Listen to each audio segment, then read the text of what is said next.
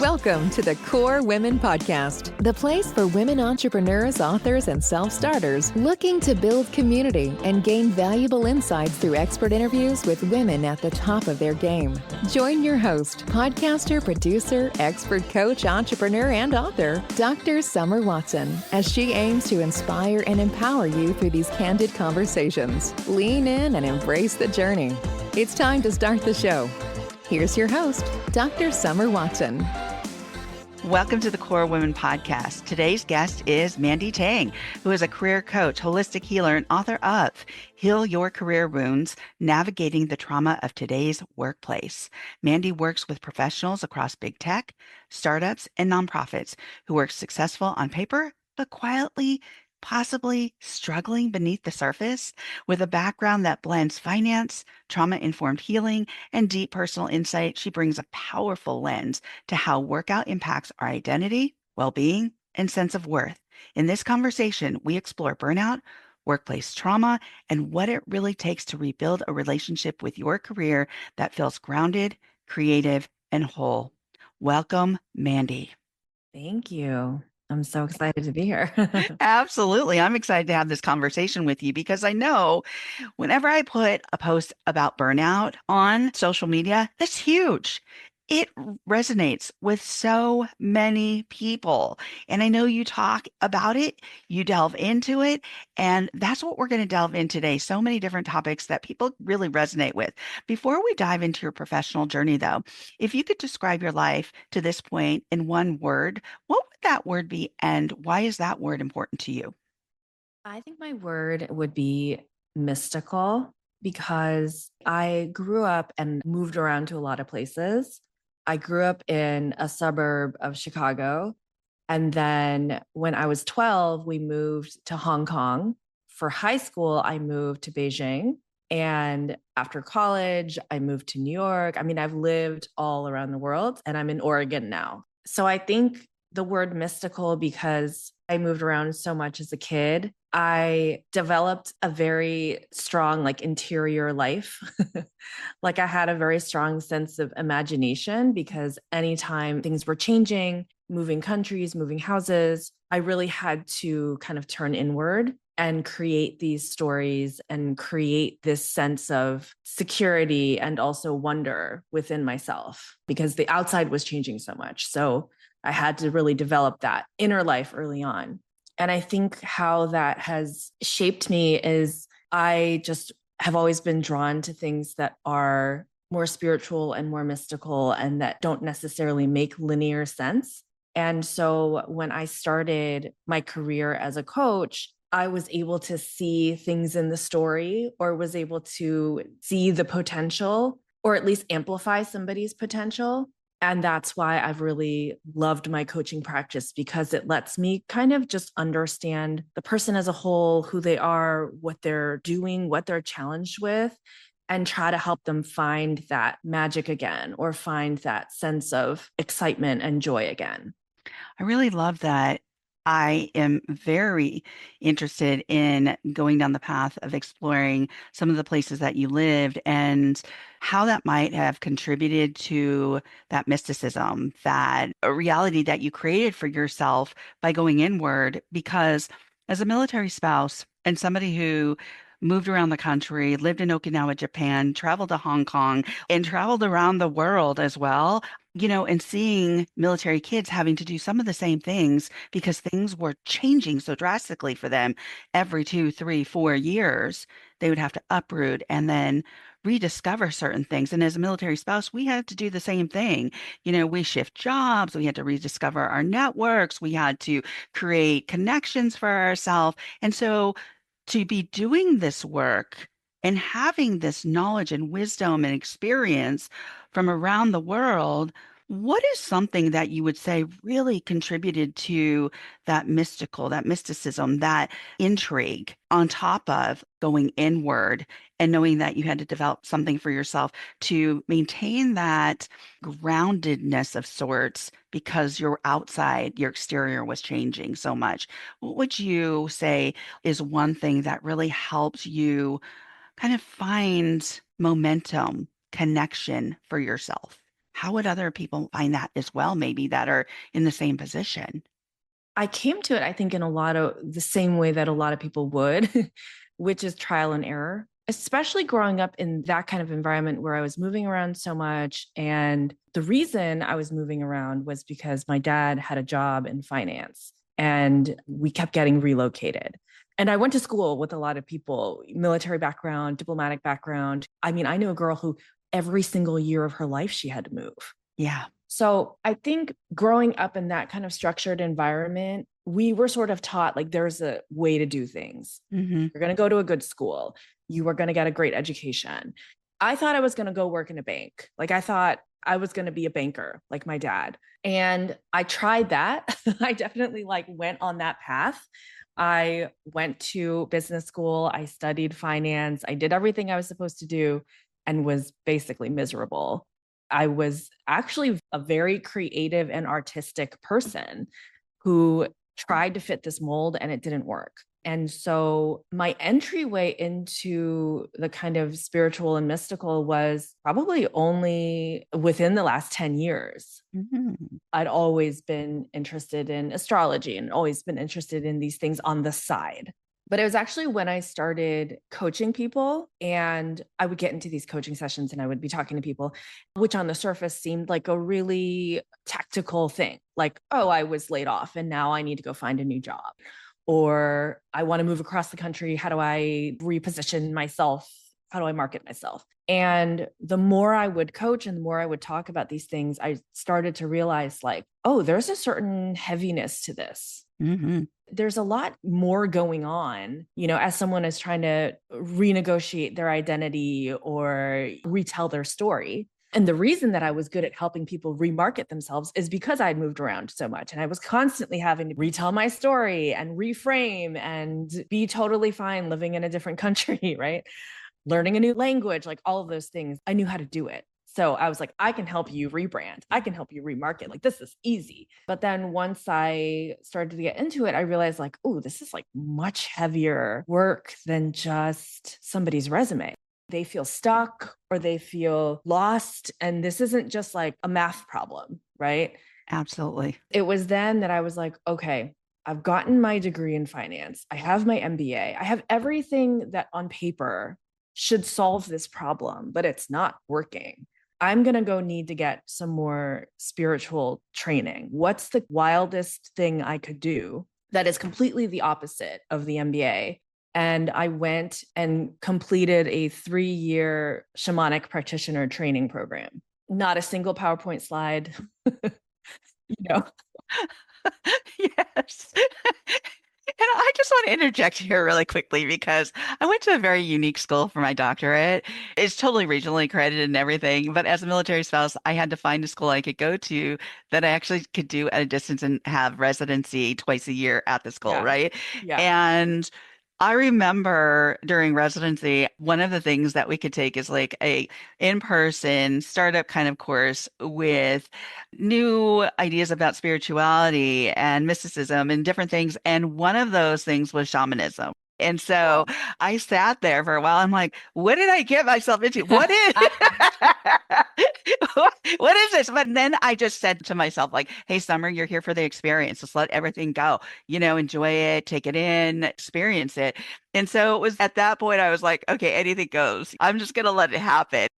As a clinician, as somebody who's worked in hospitals, who's worked with folks from a clinical perspective, who's worked in community, we always know it's not one thing that influences behavior or our feelings or emotions. It's many things, right? Right. So if we learn these new and unique ways of working with folks, it can be an experience and it can be really helpful because we're helping people think outside their conditioning. To be able to do that and give them that objectivity, as long as they're open to it, hey, this stuff works.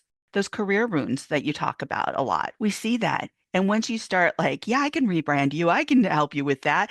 But then you're like, whoa, wait a second. There are other things going on here. I'm tapping into something much deeper. So as you impose some of that wisdom, that knowledge, that experience from these different components that you've learned about, how did that begin to help people and open up new insight? I think one of the biggest career wounds, and I'm going to tie this back also like what we were talking about before. Like, I Sure. think that when you're living abroad, when you're international, right? Like, one of the things that you're really good at is being a chameleon. You just learn how to fit in, right? Yeah. And I think that that chameleon nature kind of takes over also when you're in a corporate environment. Yeah. All of a sudden it's like, oh, there's these unspoken norms and there's these expectations, and this is just what people do. And most of the time, like, it's fine. But sometimes you do walk into a toxic environment and you don't even realize that it's toxic until maybe 3, 4 months in. And you're like, wait a minute, this is weird. And because we are so conditioned to be a good team player and be a good girl and be a good helper and our people pleasing tendencies, right? We just tend to be like, okay, I'll do it. Like, I don't want to cause a fuss. And so we tend to take on a lot more than what we should. And so the career wounds, it started off as a joke, honestly. People be like, what do you do? And I'm like, oh, I'm a career coach. Haha. Like, I help people heal their career wounds. But then the more I thought about it, I was like, wait, that's actually a thing. Like, because we go into these situations with high expectations and high hopes and optimism, right? Like, oh, I got a new job. I'm going to finally have the opportunity to manage people or finally have the opportunity to make more money. We're always proving something. And then we get in there and we just aren't prepared for things that might happen to us or patterns that might get sparked. Like, you grew up, in a narcissistic framework, and then all of a sudden you're in a corporate environment where you're like, oh, my people pleasing can come in really handy here. I know exactly how to fix this problem. And suddenly you're fixing all the problems. And then that's what leads to the burnout.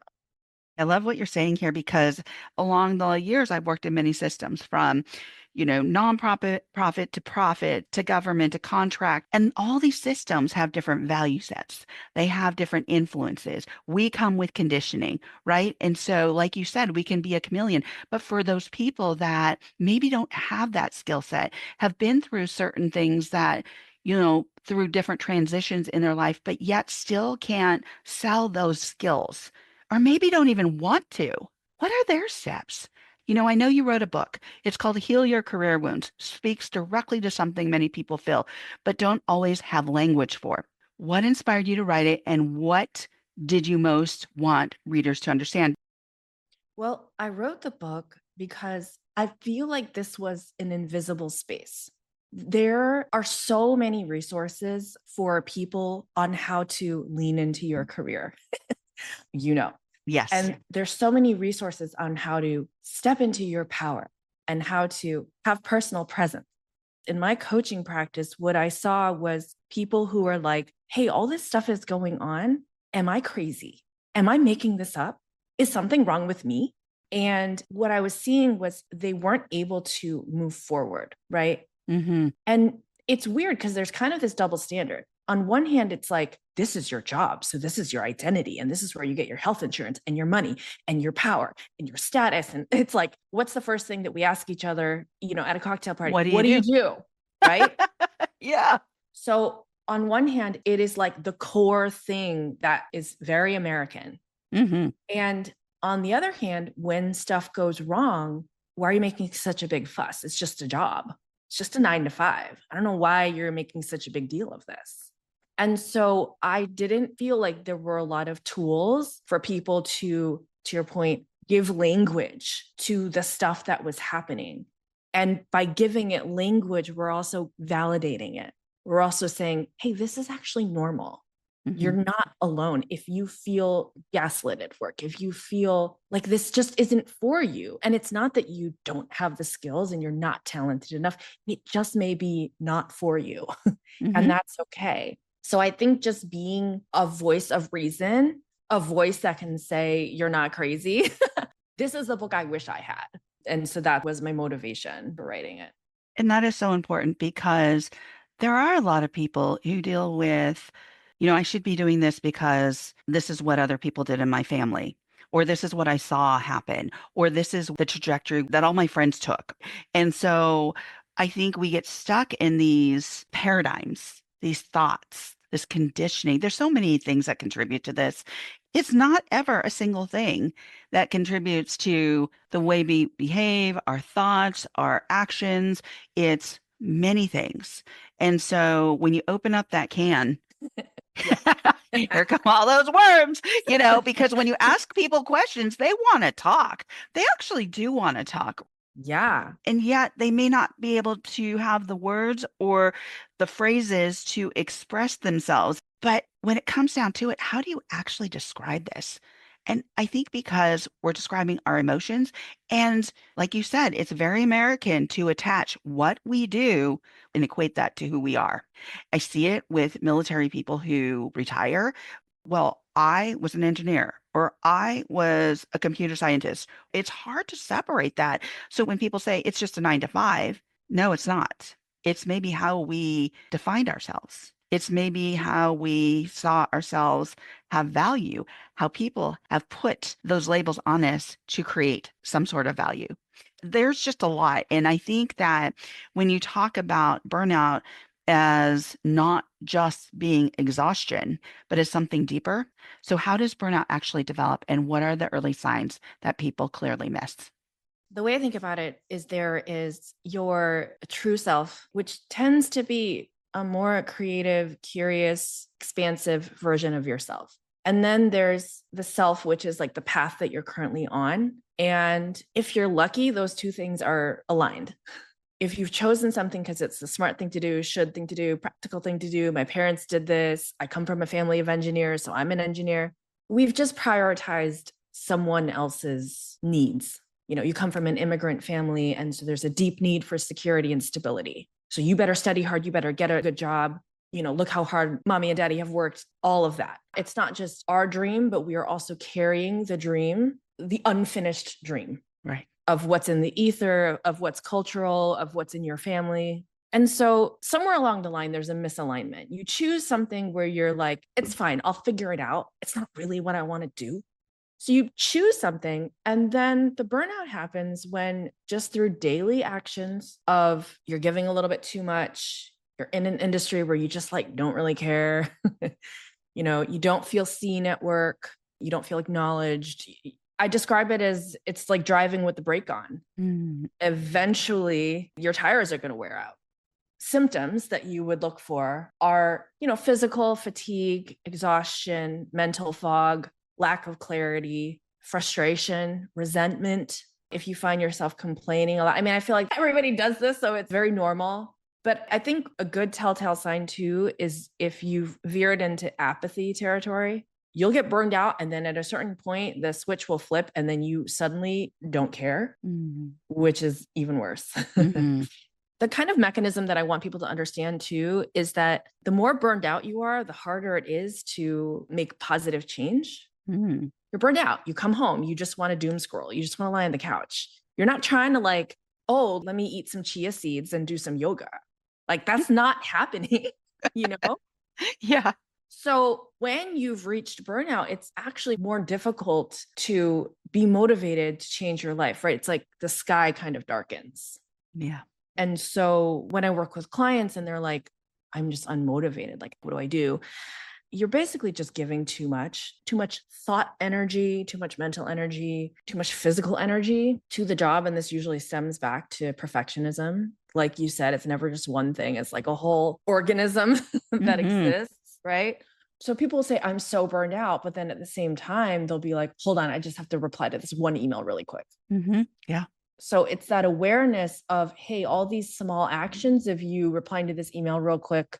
Let me just take on this project real quick. Let me just hold on. My boss needs something 1 second. Like you need to stop that so that you can reclaim some of your own life force to start making your life better.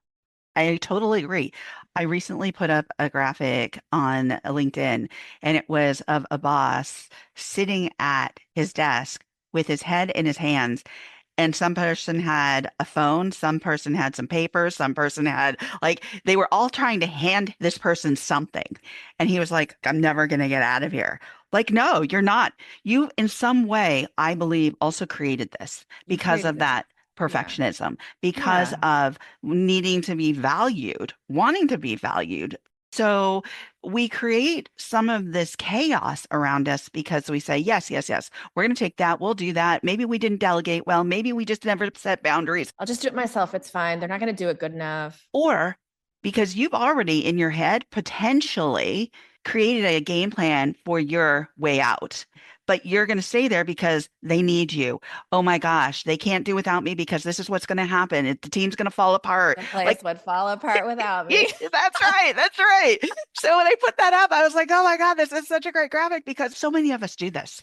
Yeah. And we can't seem to get off that hamster wheel. And it's like, how do you take that step off, right? How do you get off and create more balance, more alignment, more joy in your life? And also, you're going to naturally deal with this trauma because things are like, as you said, out of alignment. They're just out of alignment. They're not only out of alignment, you have that fear of failure. As you said, you mentioned many things, being that first generation potentially, being somebody who's really successful and their family is looking at you like, ah, she's my success. Golden She's our child. model, golden Yeah. child. I mean, Yeah. it's just so much. But anyway, I mean, we've talked about so much interesting stuff here, from career trauma, these career wounds, from your new book, which is really exciting. And I love it because giving those words, heal your career wounds, speaks directly to so many people. I know this resonates with many from all different generations. And we've got 5 generations, soon to be 6, in the Yeah. workforce. And trust me, we may do things a little differently, like wear hair a little differently. Our clothes might have changed. Yeah. Human beings are human beings. And guess what? We feel the same emotions. We feel happiness, joy, anger, resistance, fear. We feel it all. And it doesn't matter what generation, it's just these ideas, the ideology that's passed from one generation to the other or created by another generation. So with that said, we have covered so much, and it's been a joy to talk to you as we come to the close of this interview. My last question is, for someone listening who feels disconnected, burned out, or unsure of their next step, what is one small thing they can do this week to start healing their relationship with work? So I'm going to give 2 small things. First one is the easier one, and it's hobbies. Reclaim something for yourself that has nothing to do with work, whether it's running, gardening, yoga, baking sourdough, like whatever it is. You need to start having a relationship with yourself again that is not derived on the dopamine hit of like completing a task and being good at it or having anxiety about not being good at it. So hobbies, one. The second deeper exercise would be to journal about the context of how you got here. I love an origin story. Whenever I'm coaching someone, I always ask, how did you learn about this job and what was your state of mind when you got here? It reminds them of the beginning, and it reminds them of, wait, what am I doing here? Like, what am I trying to get out of this? Like, what did I come here to learn? What did I come here to do? Yeah. And it helps to put into perspective that they are the author. They're actually the boss. Yeah. Right. We kind of get caught up in all of these hierarchies, and to remind themselves, like, I'm the authority. I chose to be here because I wanted to learn XYZ. And then the next question, of course, can be, have you gotten what you came for? Yeah. And if not, what needs to be completed? And if so, what's next? Well, thank you, Mandy, for joining me on the Core Women podcast today. Thank you. It was so fun. Absolutely. You can connect with Mandy Tang on LinkedIn and on TikTok, Instagram, and YouTube at Career Coach Mandy and at www.mandytang.co. You can also find her book on Amazon.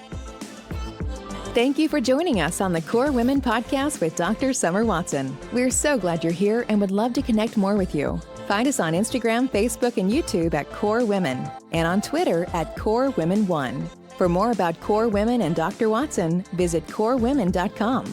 Want more support and resources for amazing women like you?